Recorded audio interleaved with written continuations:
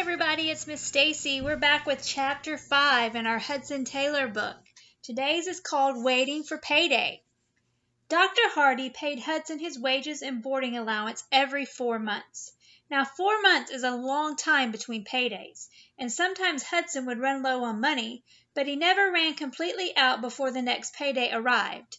It was a cold February day, 2 weeks before his next payday, and one of those times when Hudson was running low on money.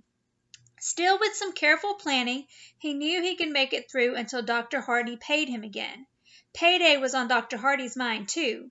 As he left that evening, he said, "Hudson, you know how forgetful I am sometimes. Don't let me forget to pay you your wages when they are due." Hudson was not against reminding people of things, but when Dr. Hardy said this, a strange thought came into his mind. Could this be one of the faith tests he had been wanting? Was God asking him to stretch his faith? Instead of reminding Dr. Hardy when it was payday, did God want Hudson to trust him to supply the money he needed? After spending some time praying about it, Hudson finally decided that indeed God was asking him to stretch his faith and trust him for his needs.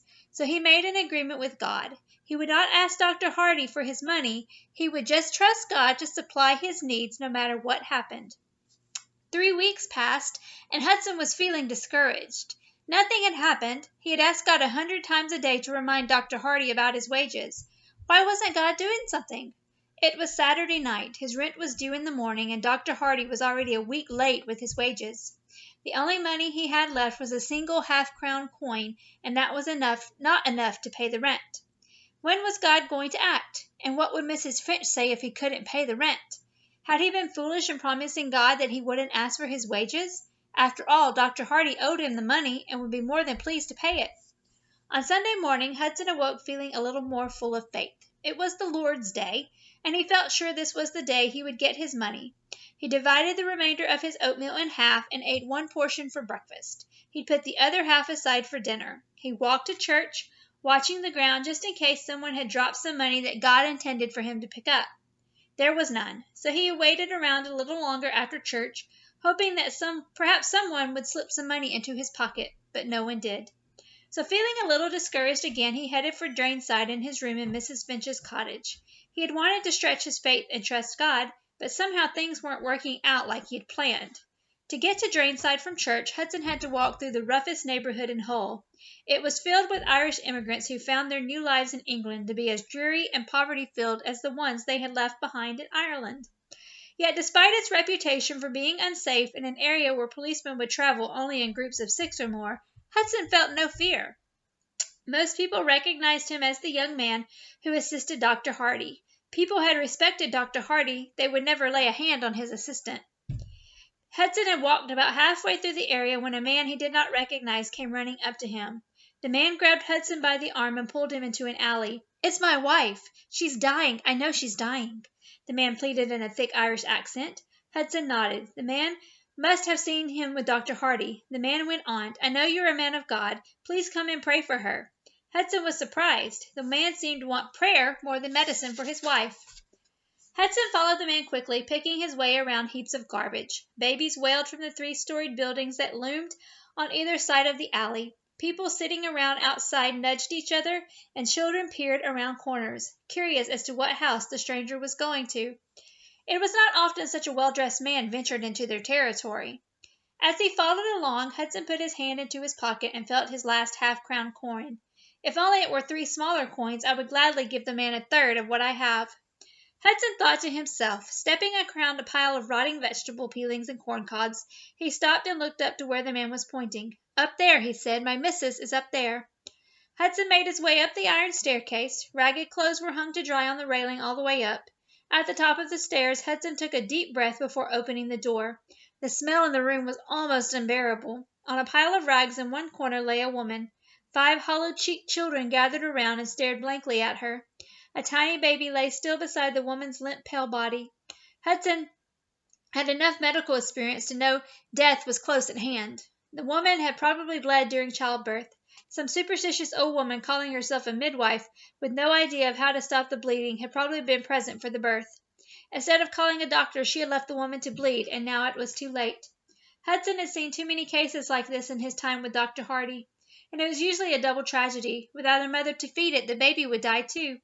And then there were the other 5 children. What would happen to them without a mother? Please pray, the woman's husband begged, entering the room behind Hudson. Hudson thought again of the half-crown in his pocket.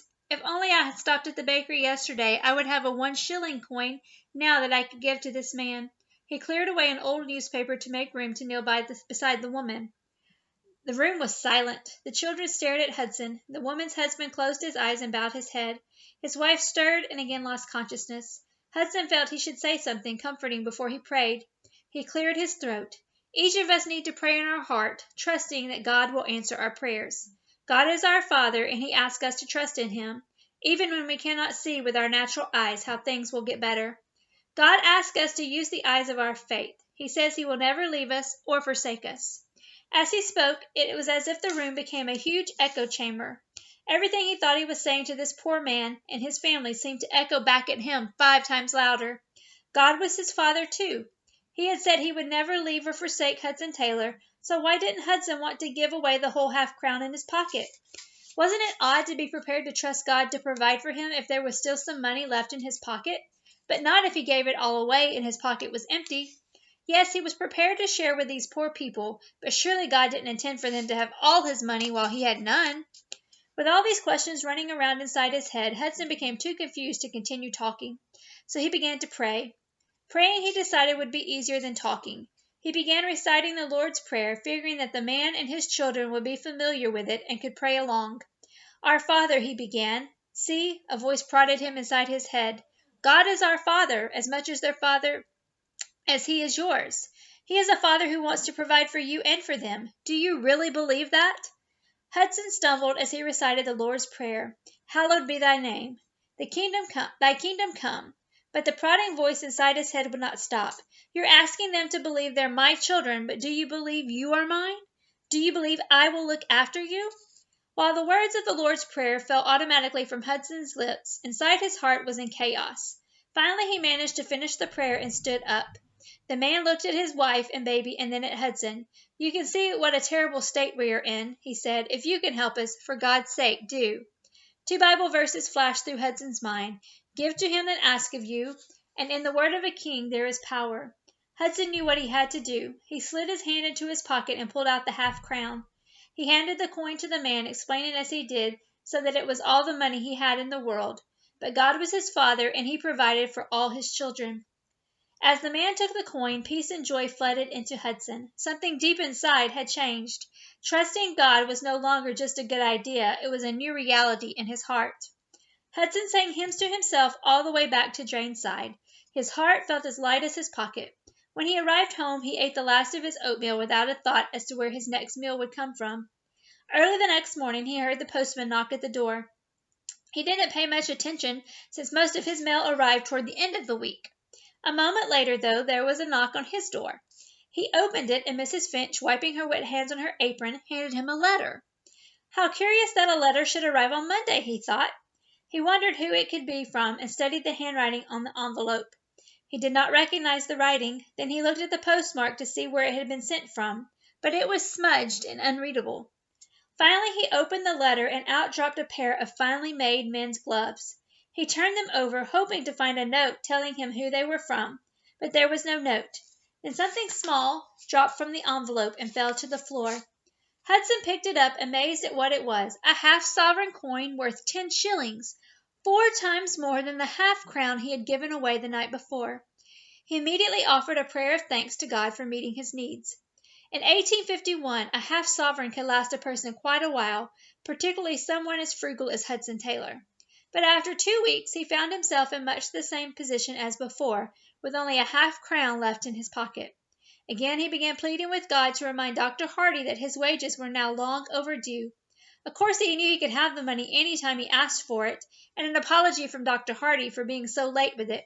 But he had made a promise that he would trust God to remind the doctor, and if he stepped in and took matters into his own hands, he felt he would be demonstrating a lack of faith. And if he couldn't trust God in this small thing, he wouldn't be able to trust God in all the adventures that would certainly await him in China. So Hudson prayed and waited. Wednesday came and went, then Thursday and Friday. By Saturday he did not have a penny and his rent was due, not to mention the fact that he had nothing left to eat. That evening, as he boiled a pan of medicine and finished up his duties for the day, Dr. Hardy sat down to chat. He often had chats like this with Hudson. As they talked together, the doctor looked over at Hudson with a questioning look. "By the way," he asked, "is it your salary due again?" Hudson concentrated hard on the pan of boiling medicine he was stirring, trying not to let the doctor see how excited he was. Finally he answered as casually as he could, "I think it was due a while ago." "I wish you had reminded me," said Dr. Hardy. "I'm sorry. I got busy and totally forgot your wages. I would pay you right now, but I sent all the money to the bank this afternoon. I won't have any cash until Monday." Hudson quickly turned back to the pan, this time trying to hide his disappointment. One moment he was sure God had answered his prayers, the next his hopes were dashed into 1,000 pieces. Thankfully, Dr. Hardy left the surgery for home soon after. Hudson didn't want to see him how disappointed he was. As soon as the doctor had left, Hudson lifted the pan of medicine off the burner and knelt down beside a chair to pray. His prayer started out as a prayer of panic, but after a while he began to feel peace within. God had told him to trust and be patient, and that was what he would do. By the time Hudson had finished all his duties, it was 10 p.m. He put on his overcoat and readied himself to brave the cold walk back to his room at Drainside. At least he wouldn't have to face Mrs. Finch and tell her he had no money to pay the rent. Thankfully, Mrs. Finch always went to bed early on Saturday evenings. Hudson was just reaching to turn off the office's gaslight when he heard someone laughing outside. Then Dr. Hardy burst through the door.